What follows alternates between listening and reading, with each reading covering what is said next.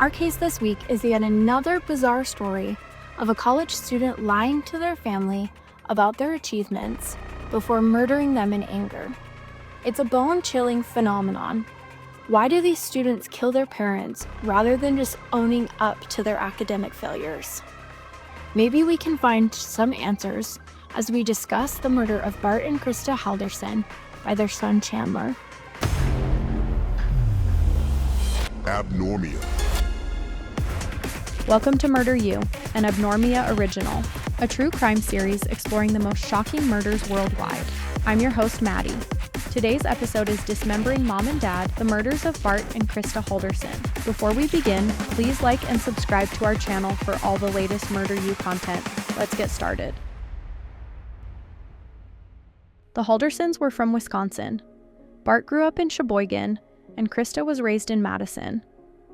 After attending the University of Wisconsin to receive their bachelor's degrees, the two struck up a relationship and were married on July 30th, 1994.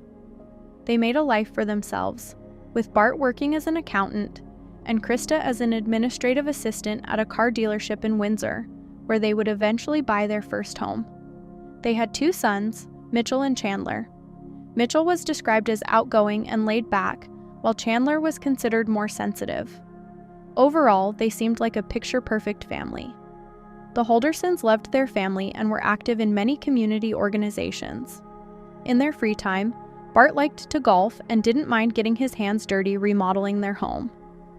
Krista enjoyed crafting and interior decorating. After 25 years of marriage, the couple had built a beautiful life for their kids and themselves. By 2021, Mitchell was out of the house and thriving in his IT career. He'd even gotten engaged and was on the path to buying a house.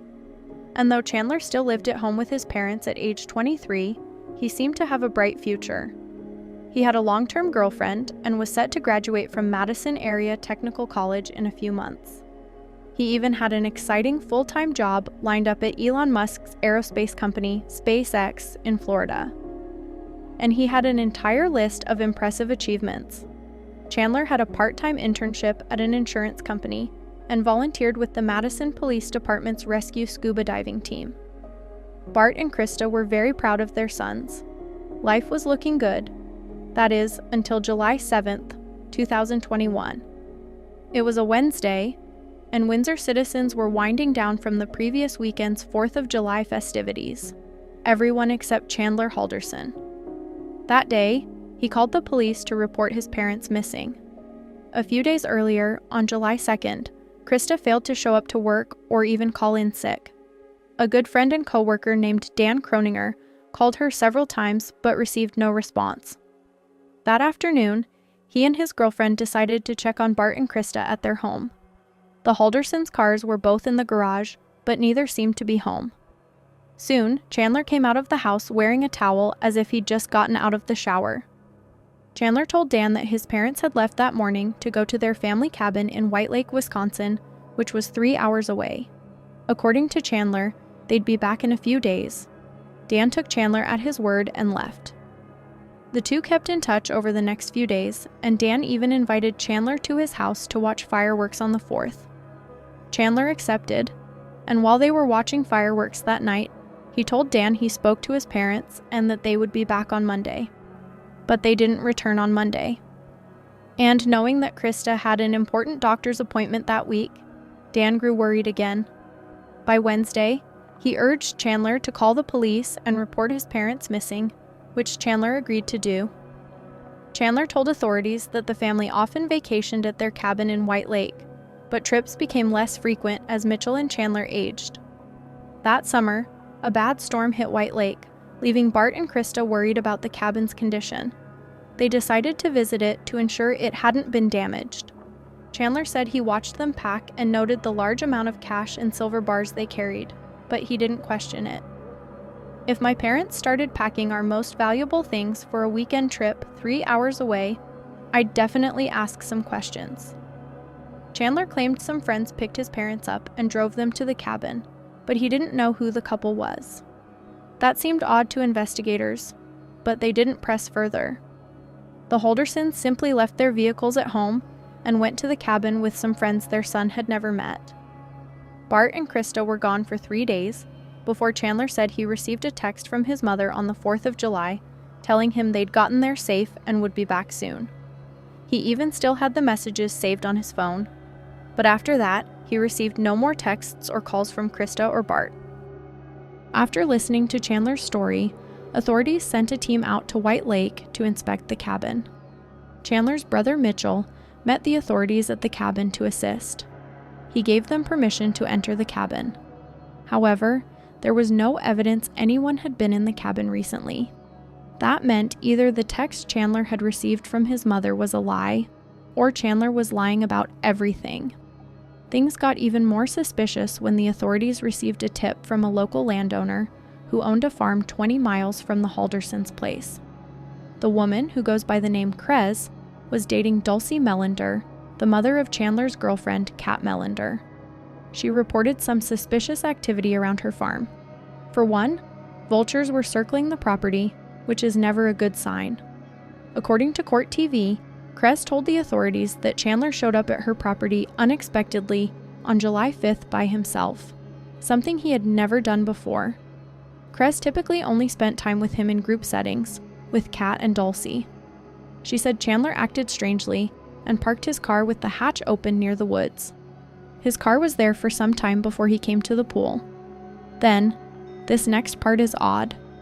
Even though Dulcie and Krez were hanging out at the pool together and Krez was topless, Chandler joined the women at the pool, and rather than swimming, he just splashed around and washed off, claiming the hike had made him sweaty.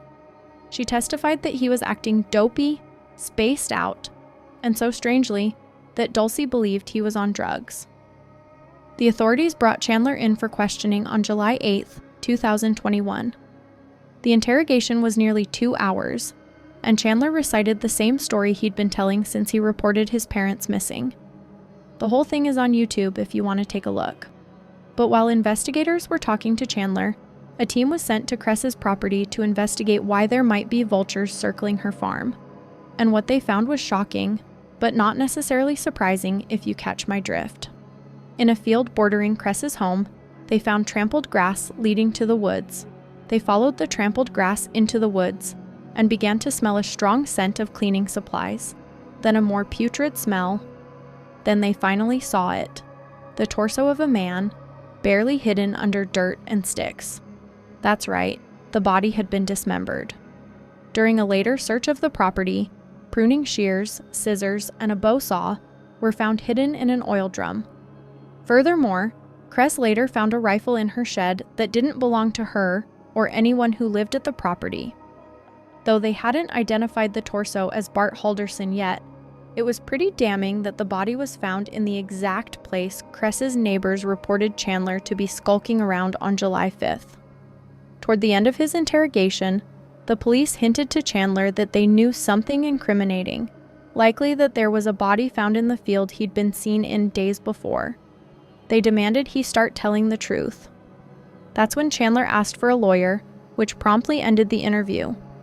But that didn't stop the police from arresting him on the charge of giving false information about a missing person. 2 days after finding the body in the field, the legless torso was confirmed to be Bart Halderson. He'd been shot twice in the back before being dismembered, and Krista was still nowhere to be found. While police tried to piece together the facts and figure out the motive for the murders, they discovered more shocking details. Though Chandler claimed to be enrolled at Madison Area Technical College, they discovered he actually flunked out before the spring semester. Not only had he been telling his family and friends that he was still attending classes and on track to graduate, but he'd forged emails from fake accounts to make his lies seem more legit, even looping his father in so he could see the exchanges. That's pretty unhinged behavior. Chandler was having email conversations with himself, then showing them to his parents so they would believe his lies. It's like watching one of those episodes of Catfish, where the internet fake creates an entire world of characters, all played by them, to fulfill the fantasy in their mind. It's so creepy. And that's not all. Not only was Chandler's college status fake, but so was his internship. And without a college degree or internship, you can probably guess that the job he lined up at SpaceX was also a lie. By all accounts, the Haldersons were very supportive of their sons, so why did Chandler brutally murder his parents? For starters, Bart had become suspicious about his son's successful future and decided to call Madison Area Technical College to ask some questions. He got in touch with enrollment coordinator Omar Joby. On the call, he pretended to be Chandler and asked Job how to access his transcripts. Job walked Bart through how to access Chandler's transcripts, but as they got deeper into the conversation, he revealed that Chandler never enrolled for the spring semester. Though the records show that Chandler had taken IT classes, he was no longer a part of the IT program. Bart also asked about the internship, but Job confirmed that there was no record of that either. Finally, Bart began naming the Madison College employees he'd seen Chandler converse with via email, but learned none of those people worked at the college. Bart finally knew that everything his son had told him for years was a lie. Now that authorities knew that Chandler's lies had been exposed, they had a motive for the murders. After obtaining a search warrant to investigate the Halderson home, they found a shell casing from a gun in the basement, which was crucial since Bart had been shot twice in the back, and a rifle was found near the dumping ground for his body. They also discovered that multiple areas of the house tested positive for blood. This was enough to charge Chandler with murder on July 15, 2021.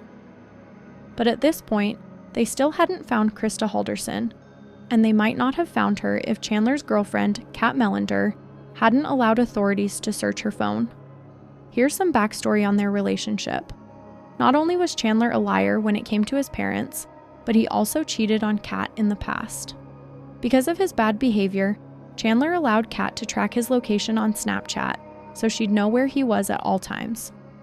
Location tracking is helpful in many situations, but ladies, if you have to track your boyfriend's every move to scare him out of cheating on you, maybe he's not worth it. In any event, this little social media feature led authorities to the final missing piece of the puzzle, and that was Krista Halderson's body. On July 3rd, Chandler told Kat he was busy doing chores, but when she checked his location on Snapchat and noticed he was far from home, she grew suspicious. Kat took a screenshot and saved the image to her camera roll. The image shows Chandler's Bitmoji 20 miles away from Windsor, near the Wisconsin River, at 9 a.m. Authorities followed Chandler's footsteps to this location, and sure enough, there they found 2 severed legs. After DNA testing, they were confirmed to belong to Krista Halderson. Finally, the authorities were able to charge Chandler with the murder of both his parents, all thanks to a social media app.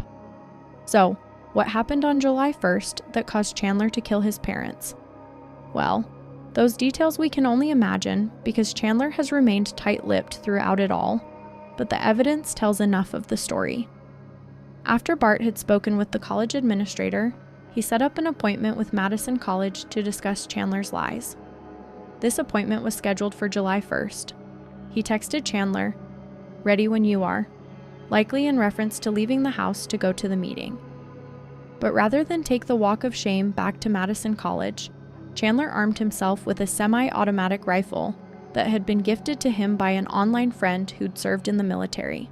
With it, he shot his own father in the back. And here's another disturbing detail. After killing Bart, Chandler texted Krista, who was at work. He told her that his dad's phone had died and asked her to bring home soda. She responded, "'Kay, I can," with a smiley face. Around 5:12 p.m., Krista arrived home, likely with the soda Chandler had asked for, and was then murdered as well. The next day, he tried to dismember their bodies and burn them in the fireplace. But that didn't work, and the fireplace's glass door exploded, leaving Chandler with cuts on his feet and legs, and a mess to clean up. Chandler asked Kat to bring over some cleaning supplies, because he claimed he'd stepped on broken glass by the fireplace and wanted to clean it up. Kat, suspecting nothing sinister, complied, having no idea Chandler's parents, or what was left of them, were chopped up and hidden in the house. Now Chandler still had to dispose of the bodies. That's how Bart's torso ended up on Cress's farm, and Krista's legs ended up by the Wisconsin River near Chandler's favorite swimming hole. And while all of this was going on, Chandler forged texts from his mom, telling him they were safe and would be home in a few days. He concocted a story painting his parents as shady people who were running away with money and booze. He expected no one to find their bodies and hoped they would be considered missing forever. All of this was brought up in court during Chandler's murder trial. The evidence was quite compelling. Chandler even did a Google search for dismembered bodies before his parents' bodies were discovered. He was ultimately found guilty on all 8 counts. On March 17, 2022, he was sentenced to life in prison without the chance of parole. In 2023, Chandler's case was in the news again when a judge vacated his 2 counts of hiding a body. His new attorney, Michael Covey, argued that because hiding a corpse is a lesser infraction compared to dismembering a corpse, Halderson could not be convicted of both. The argument convinced the judge, leading him to revoke the charges. But the decision didn't affect Chandler's sentence, since he'll still be serving 2 life sentences for the heinous crime. These kinds of cases always astound me. From Jennifer Pan to Sidney Powell, many students snap under the pressure of academic expectations. But Chandler Halderson had loving and supportive parents who would have likely even forgiven him for all of his lies. However, Chandler just couldn't handle the fantasy success story he created, being exposed to the rest of his friends, family, and especially his girlfriend. In his own warped mind, he had to keep the fantasy alive, even if it meant killing the people who loved him most. Thankfully, Chandler Halderson was as big of a failure as a criminal as he was a student, as there was a mountain of evidence used to convict him. The fantasy and web of lies he tried so hard to protect came crashing down to Earth like an early SpaceX experimental rocket. I hesitate to say that justice was done, because nothing will bring back Bart and Krista Halderson, but at least their selfish and murderous offspring will spend the rest of his life in jail. Thanks for listening to this episode of Murder You, and please remember, if you have crucial information that can help prevent a crime, call Crime Stoppers at 1-800-222-TIPS in both the US and Canada.